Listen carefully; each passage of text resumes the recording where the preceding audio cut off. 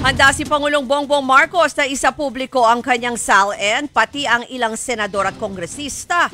Willing din daw na gawin yan. Narito po ang report ni Mean Los Baños.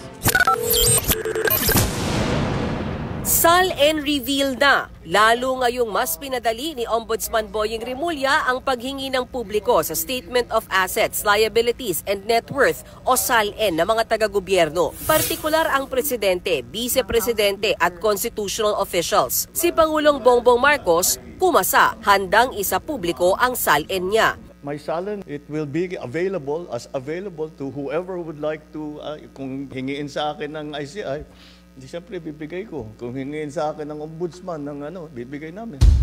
Ang Senado at Kamara, kakasarin kaya na magpakita ng kani-kanilang SALN?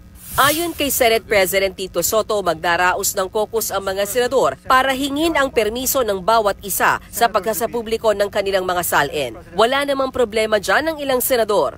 You have to disclose. And in light of what's happening right now, na maraming mga nasasangkot sa flood control projects, may mga related sa contractors. Magandang hakbang ito para masimulan na ang paglilinis ng ating gobyerno. Itong pagiging normal ng transparency, mahalaga ito. Kakasarin daw sa SALN reveal si Senator Robin Padilla, unahin raw ilabas yung kanya. Si Senator Kiko Pangilinan, game din na maglabas ng SALN. Pero anya, dapat ang unang maglabas ng nasabing dokumento si dating Ombudsman Samuel Martires. Matatandaang sa panahon ni Martires naghigpit sa paglalabas ng SALN. Doon sila mag-umpisa kasi siyempre tinago, di ba?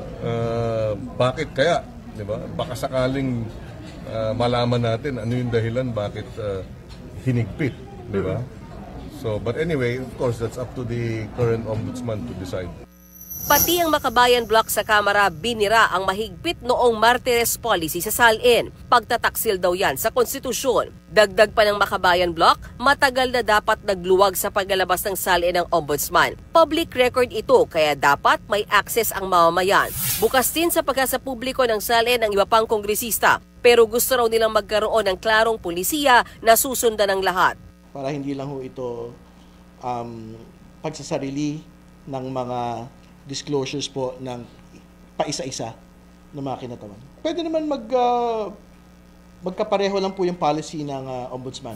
Nauna na rin sinabi ni House Speaker Boji D na handa siyang maunang isa publiko ang kanyang SALN kung kinakailangan. Magandang mapag-usapan yan. During our break, pag-uusapan namin mabuti para sa ganon, maglabas ng gamay kung paano yung aming suporta sa paglabas ng aming mga SALN. Nagbabalita mula sa Frontline, Mean Los Baños, News 5. Mga kapatid, ako po si Ruth Cabal. Dito tayo sa totoo, dito tayo sa True FM.